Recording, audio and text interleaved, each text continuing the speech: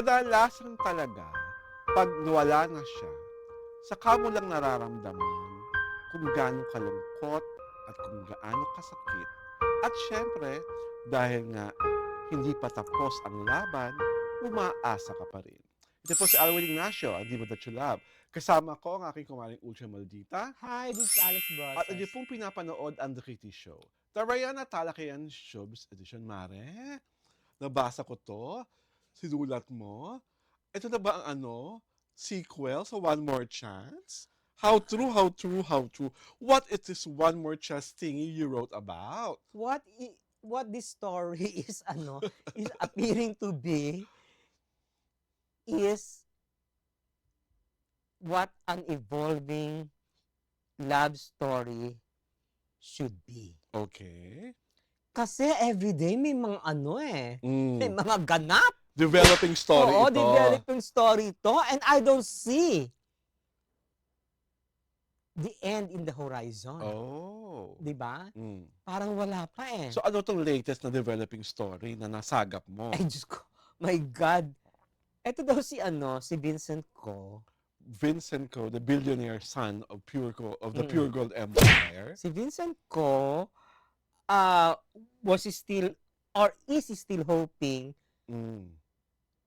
for a second chance kay Bea. Okay. Parang very no? Mm. Very reminiscent of Mga pelikula ni Bea and John Alonso's. Lloyd. Oo. Di ba meron silang movie, Mm-mm. One More Chance, di ba Mm. ganun? He is wanting another chance because what did he realize? He loves Bea. Mm-hmm. Di ba? Tawag dito, affected pala talaga siya because of the botch wedding. Tawag dito, may business negotiation, parang Okay, meeting na lang. May business meeting. May business meeting, parang He was spaced out.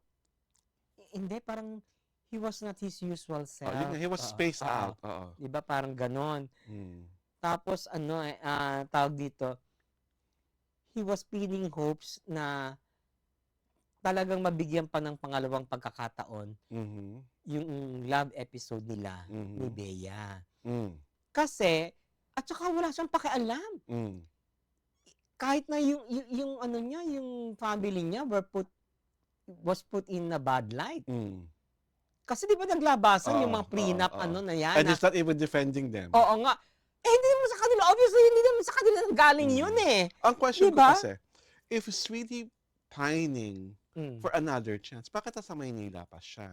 Bakit hindi siya sumunod sa Spain? Anong pumipigil sa kanya dito? Kung talagang you love this woman, you can always say to everyone in the Pure Gold Empire, stop! Wala akong pakialam sa inyo, aalis ako, pupunta ako ng Spain, susuyuin ko siyang ulit. Kasi nga, he is torn between his family and Bea. Kapatid na Vincent, 40 na, torn?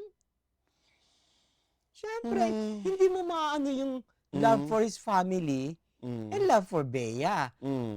If he was to choose someone, edi it's either pagdudusahan niya yon or pagsisisihan niya yon or yun yung happy way out niya. Di ba? At saka, this is hindi to a matter of yung parang namili ka lang ng kung ano-ano dyan, di ba? Kasi, you must realize na iba yung impact ng pamilya niya sa kanya. Kasi, dun siya lumaki. Kumbaga, yung values niya were deeply inculcated sa kanyang mind. Di ba? Kaya nga matagal siyang matagal siyang nagkaroon ng girlfriend yata. Hindi ko alam kung first time girlfriend niya to. Pero ang tanging masasabi ko lang, pre, 40 na eh. Mama's boy pa rin. Oo pa rin ang oo kay Papa. Ano ba yun? Kung mahal mo talaga si Bea and you could not live without her, go. Punta ka na ng Spain. Sunduin mo, suyuin mo. Paliwanag mo kay Bea kung bakit nagkaganito. Sabihin mo talaga na siya ang mahal na mahal mo. At the end of the day, ang mga parents natin na pagmamahal sa kanilang mga anak ay laging unconditional. Diba? Magagalit yan, magtatampo, pwede kang murahin, pwedeng sabihin sa'yo, tatanggalan ka ng mana, which is so 1950s. But still, the moment ipinaglaban mo yung pagmamahal mo, the moment na nagkaroon kayo ng supling, ma-erase lahat ng tampo, ma-erase lahat ng sama ng loob. Saka, I would understand if you're like 20, if you're even like 30, na isang kalibit lang ng parents mo, oo, ka-40 ka na, ka-40 na, tol. 40 na eh. Pag 40 na, hindi na umaarte-arte na, hindi ko kayang subayin ng mga magulang ko. Pero sabi mo nga, nasa value system niya yon. Ako lang to, Vincent, pero I don't buy this drama. Kasi we have to think na hindi na pirmahan yung prenuptial agreement. You know what's at stake here? 178 billion pesos. At the end of the day, diba? To be blunt about it, you will never bring your money anyway. Maiiwan mo lang yan sa lupa. Even your parents know that fact. I understand they're trying to protect their assets, the family's assets. But Vincent, you are the only son. Konting konting tikas lang. Konting laban lang. Sabi mo, mahal mo eh. At saka, ang isa pa, kasi naluloka si Vincent and his camp. You know why? Why? Kasi bakit nagli-leak yung mga details of the prenuptial agreement? Well, who's leaking it? ang question doon, diba? Whether it's being linked by this and that person, that's still speculative. Oo, Wala tayong hawak na concrete. Pero, pangalawa, dapat ang pagalitan mo yung mga lawyers na hinire nyo. Kasi dapat may NDA yon. Dapat walang pinagkasabihan. Dapat walang pinagkukwentuhan. Pero kasi, clearly, it did not come from Vincent's camp. Whether it came, or to be blunt about it, nanggaling sa camp ni Bea, magpakatotoo na tayo, lang natin simple yan. Miss Shirley Kwan, bukas po ang Natiti Show. Paliwanag niyo po dito, magbigay kayo ng official statement. Totoo bang kayo ang nag-leak? Diretsahan na, huwag na tayo, galing.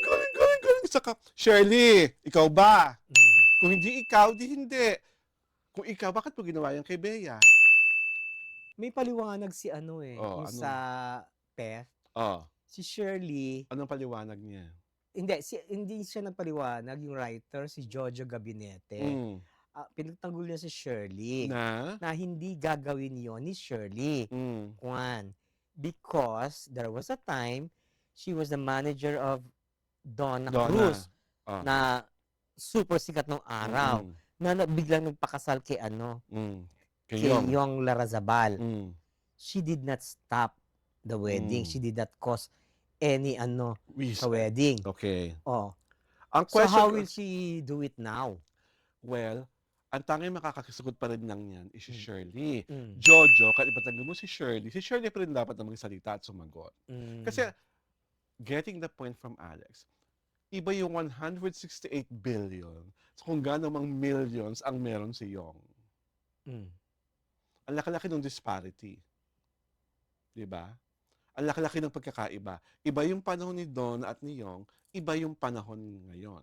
Kasi bilyonaryo na rin si Bea. Pesos nga lang. Diba? At hindi kasing laki ng billions ng cost. Ang problema kasi dito, nobody's talking. Of course, no one is going to talk. Diba? Because everyone is trying to save their assets. Kaya may freewheeling freewheeling discussion always. The very fact na may nagtanggol na kay Shirley, that means wala lang magkasalita. Kaya ang pinakamagandang pananalita para matigil ang lahat na ito, Vincent, lumipad ka papuntang Spain. Be a man. Go to your beloved and assure her that, hey, tayong dalawa to. This will be all right. Yun lang yun. And then stop in the name of love ang lahat. Tatahimik, wala makakapagsalita. And even if your parents are so against it, man, you're 40 years old.